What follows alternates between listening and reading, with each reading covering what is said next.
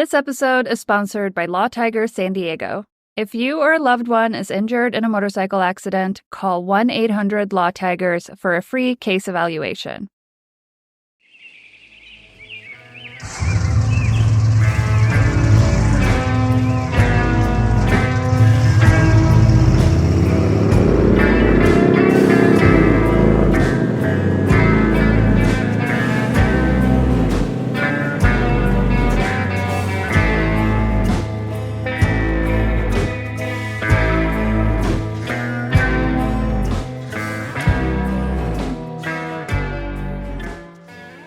Hello, and welcome to the Scenic Ride, a podcast where we explore some of the most epic motorcycle rides in North America and beyond. I'm Sanna. I'm Stacy. And I am Davin. So, as you can tell, I'm no longer hosting this show by myself. I have two brand new co-hosts in Stacy and Davin. And if you've listened to previous episodes, you kind of already know them because they've both been guests before. Stacy was on episode 3 to talk about the most scenic road in Texas, and Davin was on episode 4 where we talked about Needles Highway. And now they're officially joining the Scenic Ride as co-hosts. How do you guys feel? This is so exciting. It is. I'm super stoked. Yeah, love this. I am very excited to not just be talking to myself anymore, so I'm very glad to have you guys on board.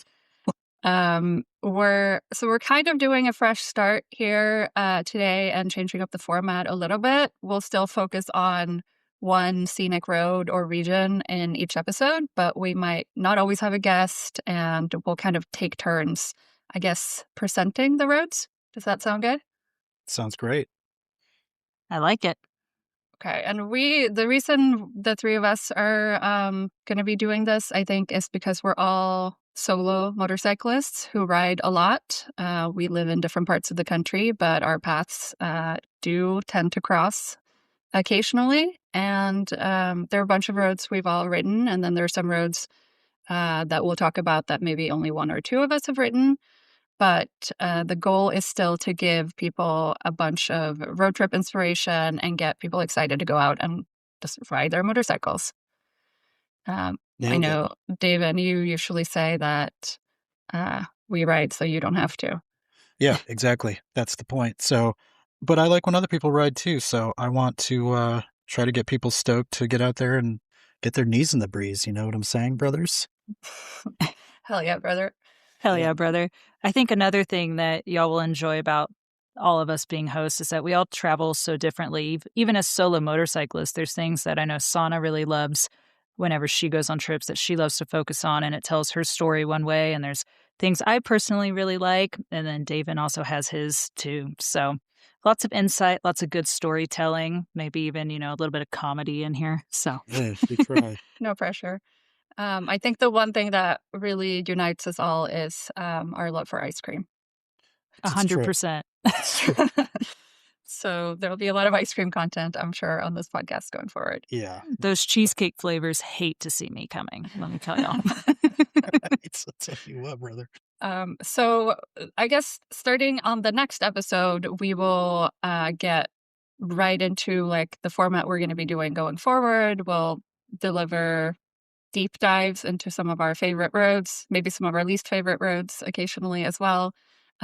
Focused on the U.S., but not limited to it.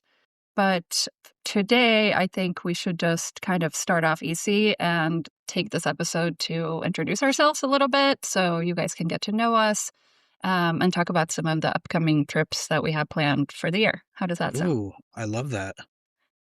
Cool. Yeah, so who's going first? Is it you, Sanna? I mean, I've been talking this whole time. Do you want to go first? I can. All right. I guess I'm the most unknown boys here. First. Yeah, right. I'm not. Well, my name is Davin. I'm currently based in Portland, Oregon. You might know me on the Instagrams as Moto Gluten. Just kind of a long time industry bro, as it were. Started out in shops and worked my way up to working at some other different companies over the years, but I've always been obsessed with riding motorcycles. I grew up on a farm in Michigan's Upper Peninsula, in a town of 800 people. So I was in the sticks about as far as you can get. And one day my dad came home with a dirt bike for me and he's like, "Here, you're going to ride this." I said, "Well, that's cool. Let's go." And my dad was one of those guys who didn't let my brother and I have training wheels on our bicycles either. So it was like one of those things where like, "You're going to learn how to ride a bike." So I learned how to ride a bike in a couple hours one night. And then, I was riding dirt bikes at 4 years old and snowmobiles and three wheelers and all this kind of crap, driving tractors and shoveling shit and whatever else, it's like, um, but I didn't want to be a farmer when I grew up. So I started racing dirt bikes. So that got me away from the farm on the weekends, which was kind of my secret little plan of, not having to shovel poop anymore. So, um, I kind of went through my entire life just riding things with motors. I was just, I had a need for speed, whether it be two, three, or four wheels. Got my cycle endorsement when I was 16 and rode kind of junky 70s dual sports that I bought from neighbors for the first couple of years. And then when I was 18, I bought my first crotch rocket and cruised around on that. And yeah, I don't know. I just kind of rode around locally for a few years, but then I started dreaming about the West and just like mountains and lakes and all this kind of stuff. And, went to college, got a degree, used it for a little while, decided I wanted to go to motorcycle mechanic school. So I did that. And then I ended up working in shops and, doing that was kind of my first kind of look at long distance riding. I had customers that were riding all over the country and doing this and that. And I thought that was pretty cool. So started getting a little bit heavier into the long distance stuff and traveling and camping. And I started working for a company called Powerlit that made heated riding gear, plugs and sockets for your bikes to keep your accessories charged when you ride. And this was back in the early 2000s. So it's like, why do you need your phone on your bike? Why do you have GPS? It was just like a lot of the stuff where people were kind of like, that's not a thing. You don't answer your phone or listen to music when you're riding because that's dangerous. But with that job, I started crossing the country, mostly on the East Coast. I'd go out to Philadelphia, New York, down to Florida for Daytona Bike Week a lot, and because we set up there and sold our products. So that was the beginning of it. And then 2013, I moved out west and just absolutely fell in love with adventure bike stuff, dual sporting, and riding off road. Because when I was a young cat, I just rode around in circles on my parents' property. I mean, it was just like they had a couple hundred acres.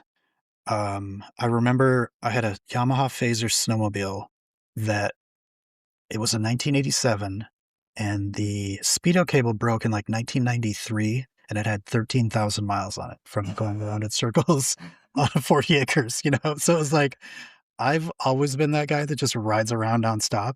Maybe that's my problem is I just, my brain just needs that constant activity to, keep from exploding. I don't know. But yeah, that's basically my quick and dirty of it. I'm sure there's, a lot more that I could talk about, but that's basically where I came from, why I do this. And it's just, again, it's like one of those things where I've always wanted to see everything, you know?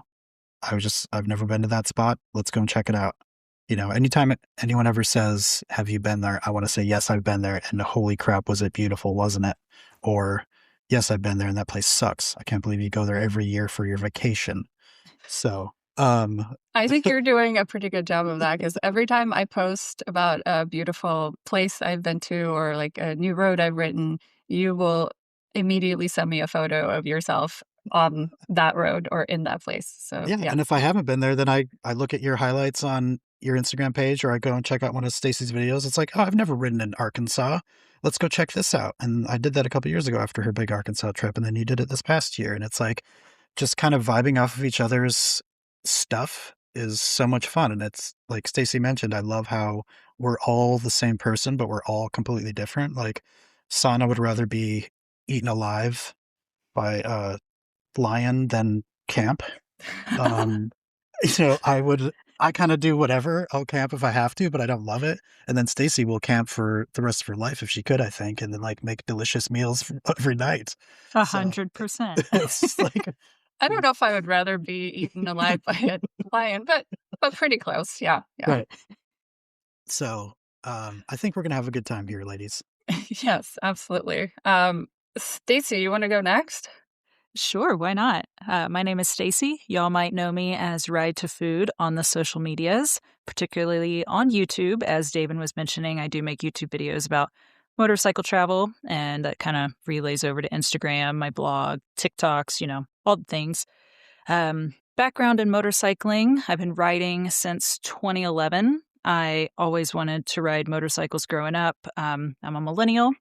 And Motocrossed was a big movie on Disney Channel growing up. And I saw that movie and said, I want a dirt bike. And my parents said, you're not going to have a dirt bike. So I kind of had that dream as a kid, never really got into motorcycles till I was older. I got into hot rods and cars for a while. And I was actually watching drag racing videos outside of one of my college classes. And someone offered me a job at a Harley dealership. And I remember saying, that orange and black sign? And they're like, yes, the orange and black bar and shield sign. It didn't even click in my Cool. brain that, Harley Davidson motorcycles, which, fast forward 16, 17 years since then, Harley Davidson is a huge part of my life now. And obviously working in that dealership changed my life. And within a year of working there, I got my motorcycle endorsement. I was in college, so I ate a lot of ramen noodles and eggs to save up and buy my first motorcycle. So I never got that dirt bike until just recently, about a month ago. So we can talk about that later. But finally got that dirt bike, but I've mostly ridden on the street over the last 15, 16 years. And during that time, I've also held various marketing roles in the motorcycle industry. I've worked in this industry basically since 2010. I call myself a woman of many helmets sometimes because I do marketing, I do photography work, I've done events, so a little bit of everything. And yeah, motorcycles have just kind of been my special interest, so to speak. It's the one thing I've found in life other than music that I really love. And within motorcycles, I really fell in love with touring riding pretty much right out of the gate. I started riding from Austin to Houston. I grew up in Houston, Texas, and was living in Austin when I learned to ride motorcycles. And that's probably 150 miles, give or take. And within a month of learning to ride, I just started going to Houston every weekend on my bike. And I would even leave Houston sometimes at 6 a.m. just so I could make it back to work in Austin on my motorcycle at the dealership that morning by, 9:30.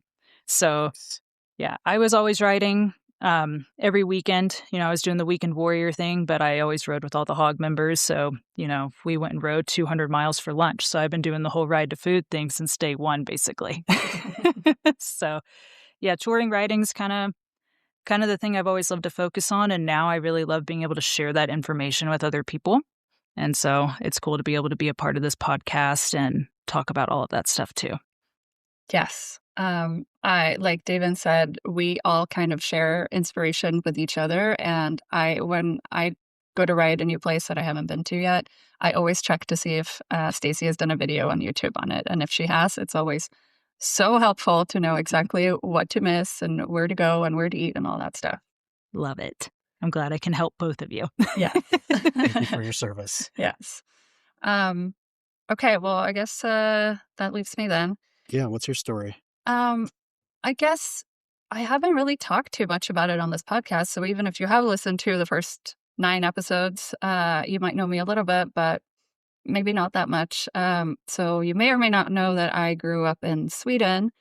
I didn't know anyone who rode motorcycles back home, but I moved to California at age 21 to never have to deal with a real winter again.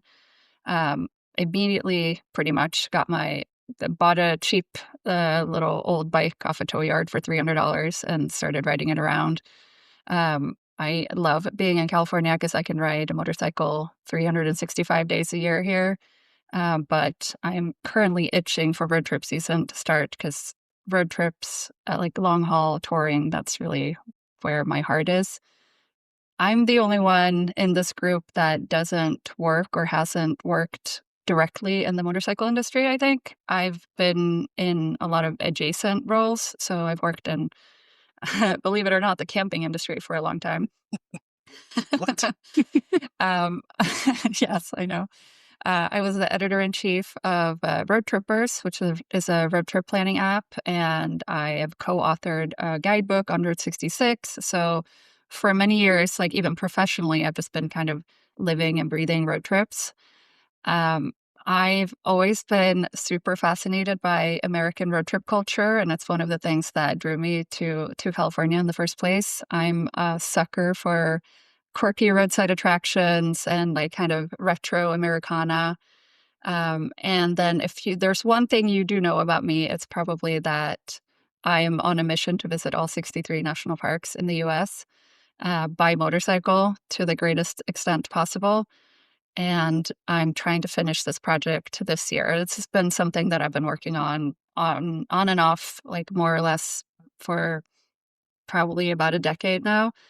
And so I have been to 60 national parks so far, which means I have 3 left that I'm planning to visit this year. And this is like my life's work, and I don't really know what I'm supposed to do when I'm done, but I'm at least trying to make the most of the last 3 parks. And I think this, like I mentioned this because I think it comes back to the reason I love motorcycle riding so much. The national parks, I think, represent something a lot bigger than just, beautiful areas that are protected by law.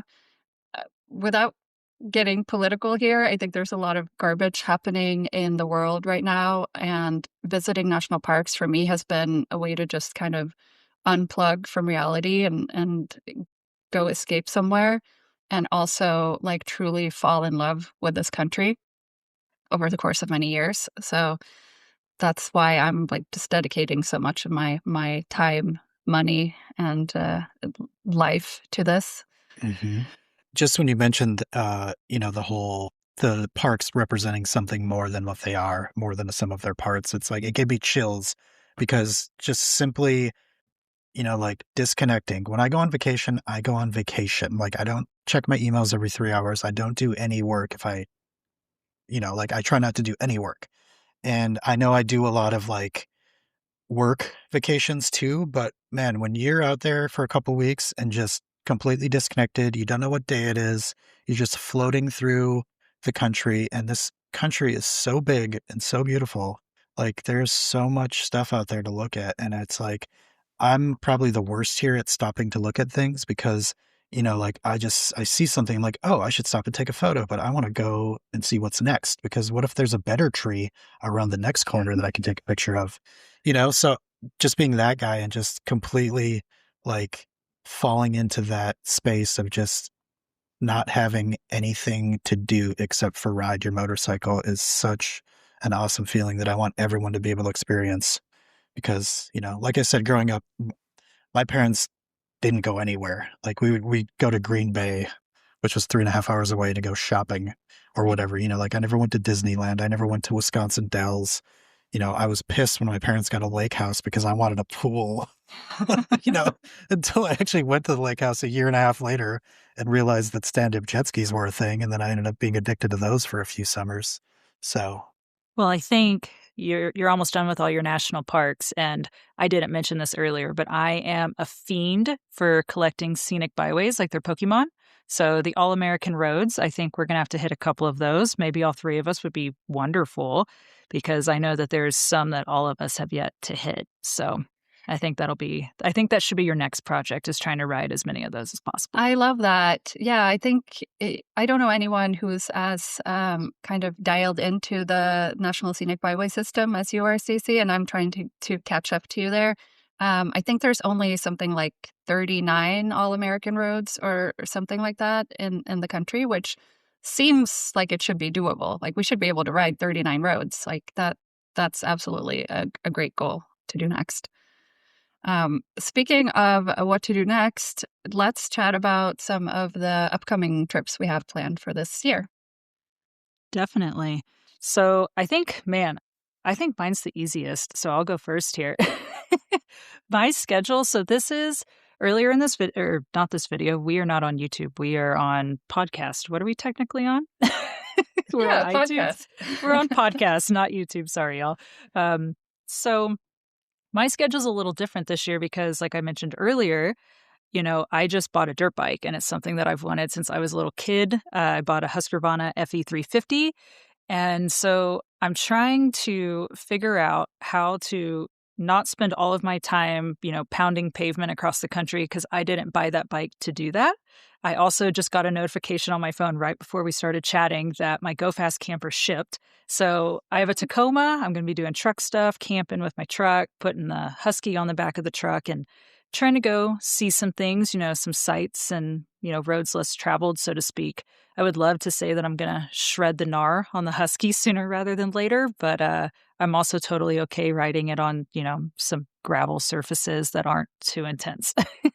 So it's hard for me to balance, I guess, in my brain right now. It's currently February, and normally I have a pretty good idea what I'm doing for the year, but this motorcycle has just consumed my whole brain for the last month.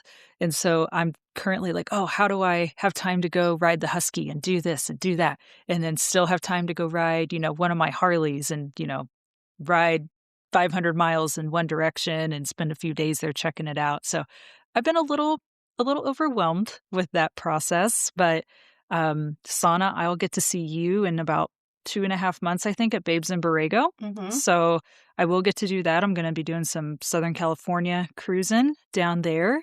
And fingers crossed, I'm going to make it up to Washington State, hopefully around June. I've never seen the North Cascades, and that's been on my list for such a long time. And I'm really trying to see it right at the beginning of summer season when there's still a little bit of snowpack up there. So fingers crossed for a June trip. And then other than that, I'm hoping to really enjoy my backyard here in Colorado and New Mexico. I've gotten really into Native American history. I was really into it as a kid, but as an adult, I've started to kind of like reintroduce that into my life. And, there's lots of historic sites with petroglyphs and old like ruins and stuff of where people lived that you can visit that are all protected. So I'd really like to explore a lot of that. Yeah, you have to do the North Cascades. Like that is like one of the most beautiful areas in this entire country, I think. That's what I've It's heard. the only place in the U.S. that I've seen that glacial blue water that is as blue and glacial and palatial looking as it is there. It is so beautiful. I've seen the photos. I think it's what El Diablo Lake is what that I think it's glacial just lake called is. Diablo, but I think Diablo. but I think the locals pronounce it differently. Like, I don't think it's pronounced Diablo locally. Here's the thing that it might come back into play just because I did not grow up in this country and English is not my first language. I'm super self-conscious about how I pronounce things sometimes. Like, I want to make sure that I get the exact right pronunciation. So I will, before I do an episode like this, and I know I'm going to talk about a place that might have like various pronunciations, I will sit on YouTube and like watch like 10 different videos and see how to say it right. And I know I did that at some point with Diablo Lake. That is probably Diablo or something. I don't actually remember, but that's all I know. It might not be pronounced Diablo. So locals, don't come for us in the comments is all I'm saying. We know you're going to anyway, but which is fine. I mean, yeah. We're rage baiting. Thanks for the engagement. We appreciate y'all. Yeah. No, people are actually really nice in the comments for this particular podcast. Yeah. So far, we'll see Yeah. when we say something really controversial. I might stir up some hate. Every now and then, I think that's one of the fun parts about being a tourist and experiencing new places is you're not going to be an expert on it when you first start. I am the same way as you, even though I'm from the United States and English is my first and only language. I was decent at Spanish in middle school and I shouldn't have given it up, but here we are. I try to say things correctly. And, sometimes I just admit fault. I'm like, hey, I'm new here. I have no idea how to say this right. And it just is what it is. And especially on YouTube, I do it in my YouTube videos all the time. And I'll say, yeah, I don't think I said that right. For example, Davin, you're from the Upper Peninsula. There's Mackinac Island and then there's the Mackinac Bridge, but I believe they're spelled very similarly. And so people mispronounce like the bridge all the time. Well, they're both the same. They're both pronounced Mackinac, but there's one spelled with a W, one spelled with a C. So it's like, it's the same word. It's Mackinac Island and Mackinac Bridge. Okay. But they're spelled different. There we go. And like Isle Royale, it's spelled Isle Royale, but it's not Isle Royale, it's Isle Royal. I say Isle Royale. So there we go. Yeah. And that being said, like, I'm from the UP and you guys have both been there and you hear how I speak and I don't sound like I'm from the UP. So I spent a long time as a child teaching myself how to talk correctly because I don't want to sound like a Albertan, Minnesotan, A you know. pasty-eating Yeah. Michigander. My dad and brother are both hardcore Upers and they sound like they are. So, yeah, that was my own speech therapy given to myself. So I didn't sound like that. I have a video that went completely viral on from my Alaska trip this past summer, and it's about the Whittier Tunnel. But I also mentioned the town of Valdez in Alaska, which is spelled like Valdez, Yeah. but it's pronounced Valdez. And I posted this months ago, and almost every day or every few days, I still get comments from people telling me that I'm pronouncing it I was wrong. pronouncing it wrong. And I know for a fact that I'm not. So it really ticks me. Oh, It geez. triggers you. It triggers me. Yeah. Yeah. It's a triggerable offense. Yeah. Anyway, I guess I'll talk about some trips that I have coming up this year because I'm in a similar situation as Stacy. I usually have, by this time of year, I have like a fully booked schedule. I know exactly where I'm going and when. And this year, it's not like that. I have 0 plane tickets booked anywhere. I don't know exactly where I'm going and when. All I know is that I am going to visit the last 3 national parks, which are Acadia in Maine, and then I have 2 in Alaska, which are Gates of the Arctic and Kobuk Valley. And those 2 in Alaska don't have any roads leading to them, so that's a bit of a logistical challenge. I am saving Acadia for last. It's kind of actually funny that I haven't been there yet because it's one of the most visited national parks in the US. But I live in San Diego, so to get there is basically as far away from where I live as you can get while still being in the lower 48. So it's fully just catty corner cross country, just across the US. So I'm toying with the idea of doing that road trip rather than, like, I often fly into places and rent a bike just to not have to ride everywhere from home because I also have a full-time job, so it's a little bit hard sometimes to make that work. Um, so I'm thinking of trying to make it work this year and just riding from San Diego to Maine and back, hopefully. So we'll see if I can make that work. But either way, I'm going to be riding in New England. I have never been to New England. I have all of those states up there left on my list. And after I've been to New England, the only state I have left to visit in the US is Iowa. So I'm probably at some point going to have to also plan a trip to Iowa or just check it off on my way to Maine. Here we come, Des Moines. It's Yeah. Des Moines, you guys, not Des Moines. Oh, Slipknot you. land. That's where Slipknot's from. That's Yeah. correct. Wow. I didn't know that. Today you learned. The Actually, important stuff. speaking of music, real quick, just like, because I don't know if you know this, Stacy, but I think you're a big Distillers fan, right? Mhm. So the theme music for this podcast is written by Ryan Sin, who is the bass player of the Distillers. He did the music for the podcast. Come on. I love it. Yeah, it's what a pretty cool. small little world. I know. That's awesome. Yeah, he's a friend of mine. He's rad. Obviously, a super talented musician. So when he offered to make the music for this, I was so stoked. That's so cool. Yes. But anyway, those are my big kind of high level plans. I'm maybe hoping to squeeze in some Route 66 stuff this year too, because it's the centennial. I've ridden Route 66 before, but it's been a few years. So if there's a time to do it again, that's probably this year. And then just to piggyback off what you were saying, Stacy, you just got a dirt bike, a plated dirt bike. I just got a dual sport, I guess 2 months ago in December. David and I have been out on some adventures doing some dual sport adventure riding, and it's been super fun. So I'm hoping to also do a little bit more of that, just kind of BDR type riding this year and get off the pavement a little bit. It sounds like we need a dual sport summer camp. Yes. I Co-ed. think we do. Go ahead. See you guys in Utah. Okay. Sounds great. I'm like, come to me, my little angel muffins. That's not very far. No, I'm really thinking about doing a Green River Moab area trip between.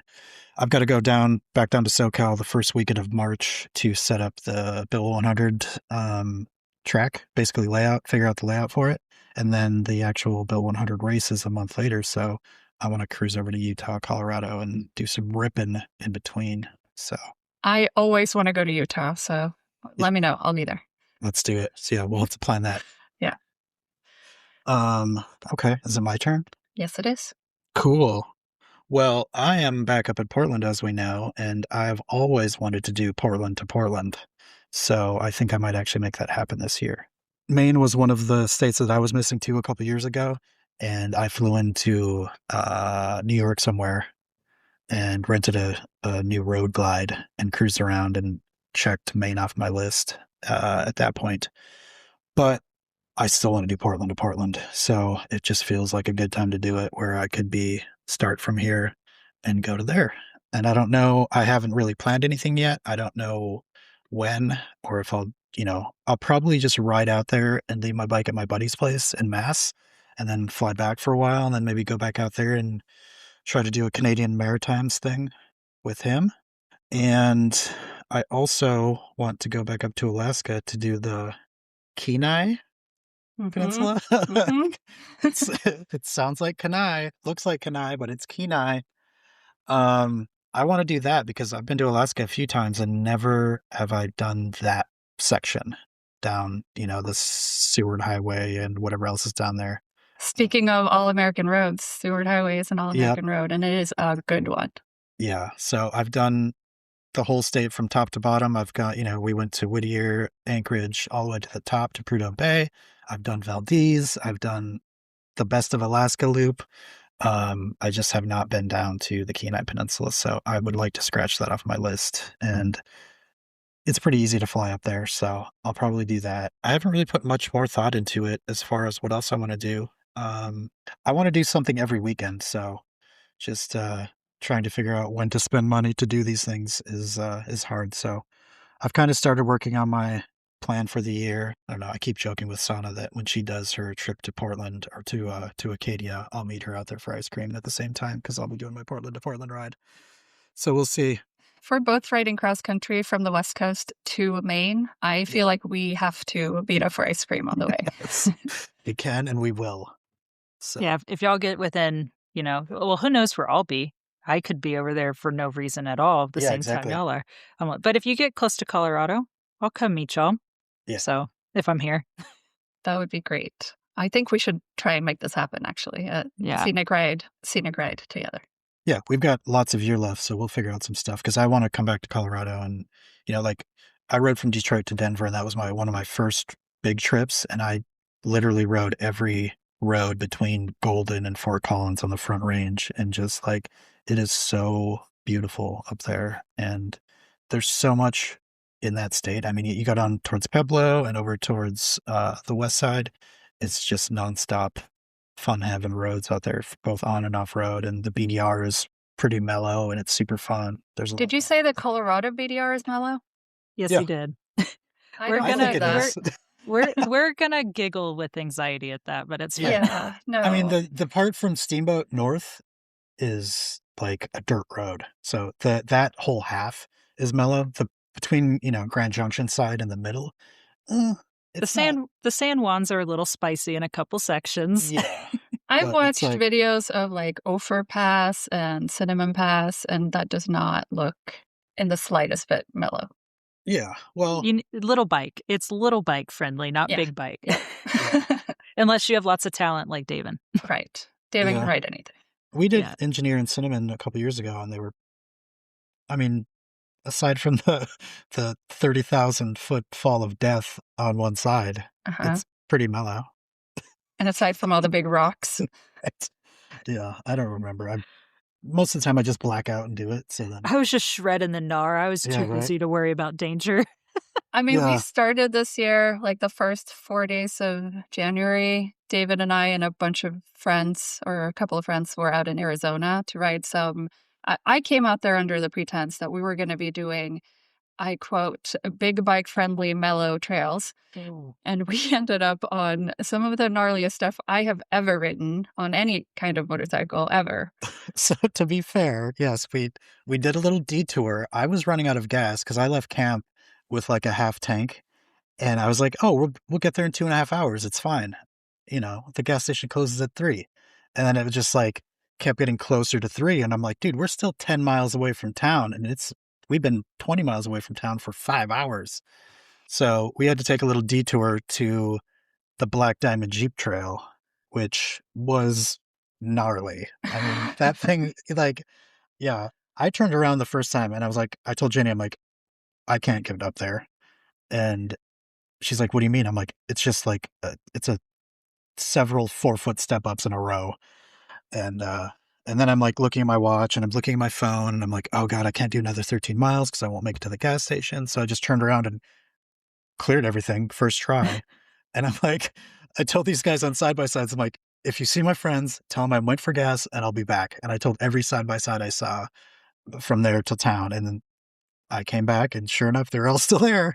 And I had to ride everyone's bike up. Yeah, Will managed to ride his bike up, Yeah. sort of, with a little bit of a push. But the rest of us, we just were not able to make that line. I don't know. You had to ride everyone's bikes up. It was brutal. And then, yeah, we clear that one. I'm like, the next one's just as bad. Yeah. Stacy, did you see that video that I think Law Tigers has put up of a bunch of guys riding adventure bikes on like some of the most difficult trails in Arizona?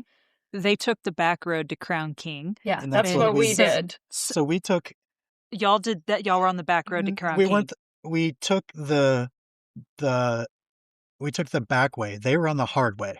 So we took the back way to the hard way. We did end up on the hard way to Crown King for the last part. They did the whole 70-mile hard way. We did like 7. I know people that have broken like their femurs in half on dirt bikes on the hard way.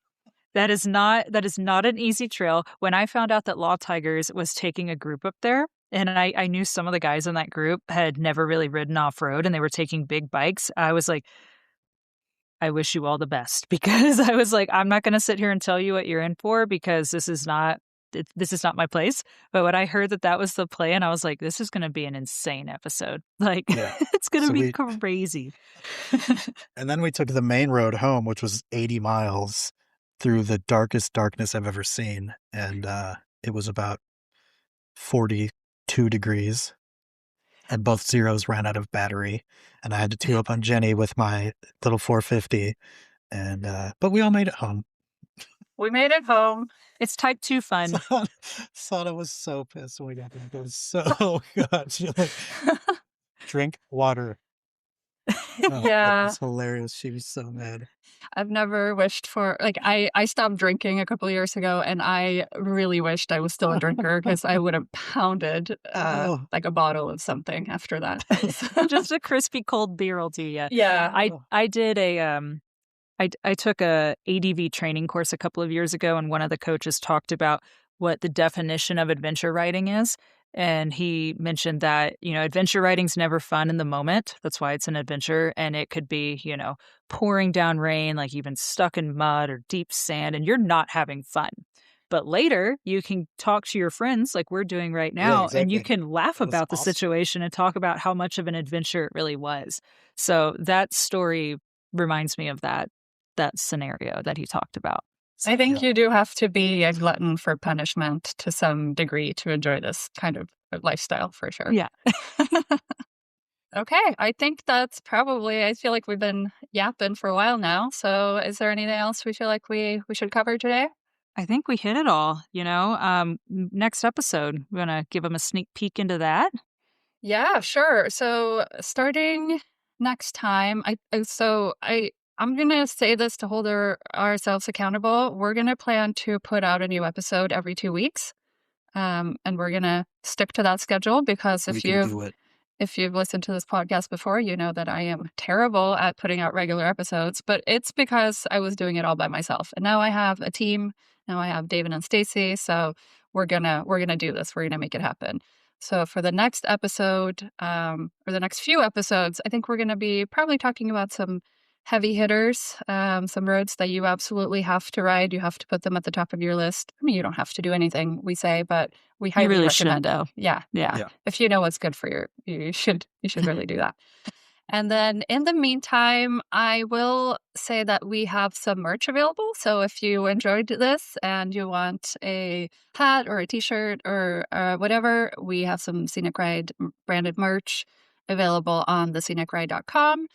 And don't forget to follow at The Scenic Ride on Instagram. We'll be posting some regular content there, photos, videos, bonus content from the pod.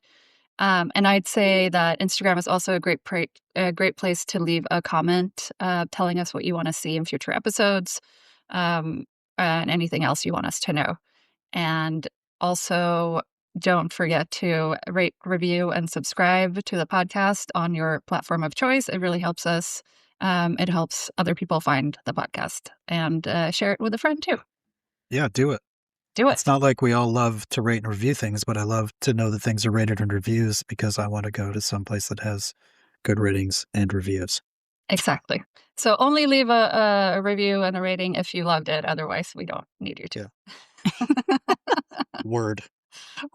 Okay. I guess that's it for now. So until next time, I have a catchphrase at the end. Should we keep doing that? Yeah, what is it? I just say enjoy the ride. Ooh, that's a good one. Yeah. Okay. Do Should we we all say say it it together on 3? On 1, 2, 3. Yes. Okay. 1, 2, 3. Enjoy the ride! That was adorable, you guys. Yes, we did it. Good job.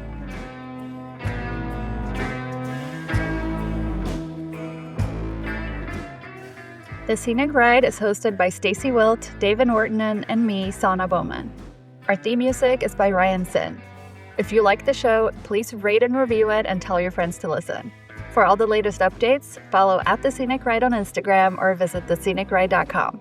Thanks for listening.